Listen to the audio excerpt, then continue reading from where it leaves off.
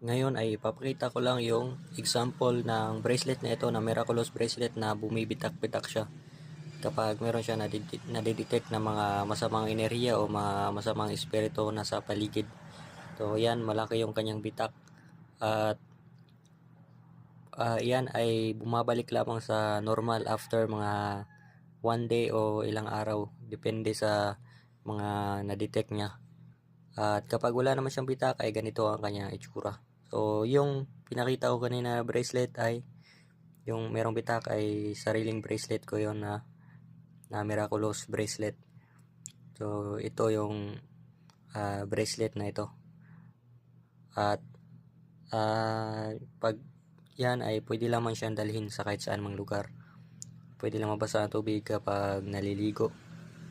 At iingatan lang din palagi. Kung naglalaba, mas maigi. Kung